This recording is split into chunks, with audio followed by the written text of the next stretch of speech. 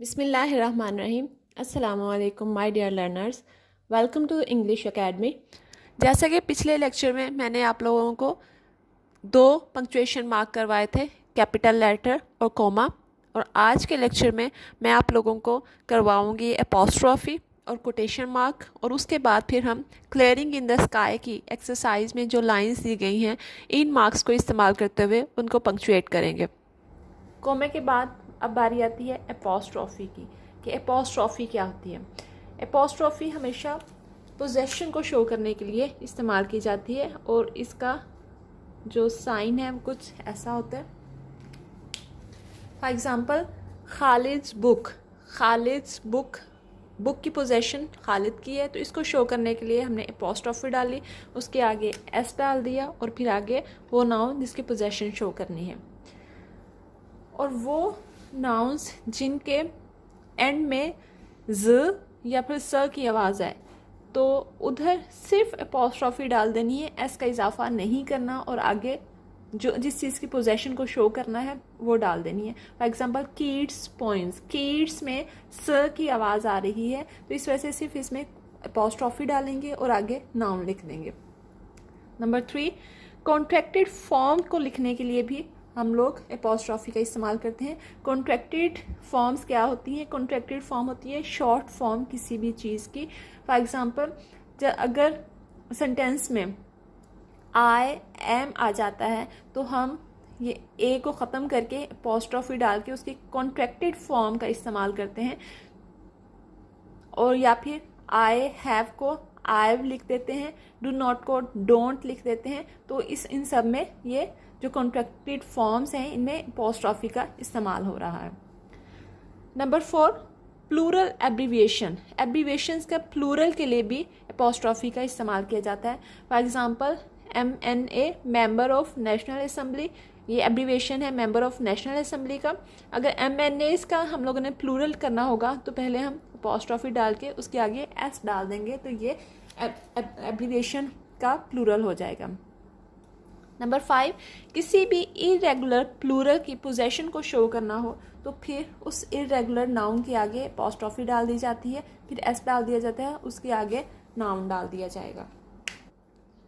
Quotation mark के इस्तेमाल में सबसे पहला उसका यूज़ ये है कि रिपोर्टेड स्पीच जो होती है वो हमेशा कोटेशन मार्क में इंक्लोज की जाती है। For example, she says honesty is the best policy, she says ये रिपोर्टिंग स्पीच है, और honesty is the best policy ये रिपोर्टेड स्पीच है। तो रिपोर्टेड स्पीच जो होता है उसे हमेशा कोटेशन मार्क्स में इंक्लोज किया जाता है। नंबर 2, ये है कि जो टाइटल्स, किसी भी बुक का टाइटल हो गया, पोइम का टाइटल हो गया, चैप्टर का टाइटल हो गया, वो अगर लाइन के दरमियान में आ जाए तो उन्हें हमेशा कोटेशन मार्क में इंक्लोज कर दिया जाता है। या फिर इसी तरह अगर किसी का नेम सेंटेंस के दरमियान में आ जाता है तो उसको भी कोटेशन मार्क्स में इंक्लोज कर दिया जाता है। ये सारे कोटेशन मार्क्स थे जो कि आज की लाइंस में जो कि हमने पंक्चुएट करनी है उनमें इस्तेमाल होंगे। ये है वो लाइंस जो कि हमने पंक्चुएट करनी है। ये है, now you are coming to something sun, he said as he push down the wire so he could cross the fence, this is something I want you to see. तो सबसे पहले हम कैपिटल लेटर से start करते हैं। जैसा कि मैंने आप लोगों को बताया कि सेंटेंस का जो स्टार्टिंग वर्ड होगा उसको हम कैपिटल लेटर, उसके लिए कैपिटल लेटर का इस्तेमाल करेंगे। तो यहाँ पे है, नाउ को हमने एन इसका कैपिटल कर दिया है। ये है योर, अब योर ये जो है ये है कॉन्ट्रैक्टेड फॉर्म यू आर की, तो यहाँ पे एपोस्ट्रॉफी का मैंने इस्तेमाल कर दिया। Now you are coming to something, something के बाद है सन, ये इधर एड्रेस कर रहा है। एक तो समथिंग के बाद हम कॉमा लगाएंगे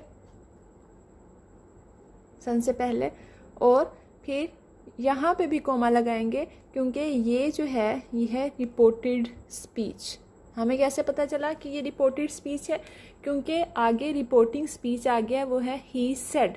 ही सेड जो है ये पास्ट में है, और एक चीज़ को आप लोगों ने नोट कर लेना है कि रिपोर्टिंग स्पीच ज़्यादातर प्रेजेंट में होता है, और अगर किसी पैराग्राफ में प्रेजेंट और पास्ट टेंस मिक्स होके आ रहा है तो आप लोग ये गौर कीजिएगा के जो प्रेजेंट टेंस होगा वो इन्वर्टेड कोमास के कोटेशन मार्क्स के अंदर उसे इंक्लोज किया जाएगा, क्योंकि वो रिपोर्टेड स्पीच होगा, और जो रिपोर्टिंग स्पीच होगा उससे पहले या उसके बाद हम लोगों ने कोमे का इस्तेमाल करना है।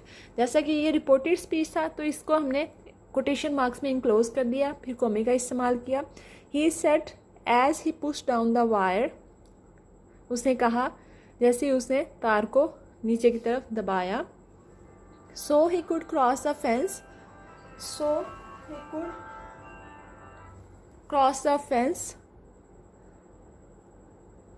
फेंस के बाद हम लोग फुल स्टॉप लगा देंगे, और आगे आप जैसा कि देख रहे हैं कि दोबारा से इसमें प्रेजेंट टेंस है, तो ये ऑब्वियसली ये रिपोर्टेड स्पीच है जिसको हम कोमाज में इंक्लोज कर देंगे। तो ये हमारी पंक्चुएशन कंप्लीट हो गई।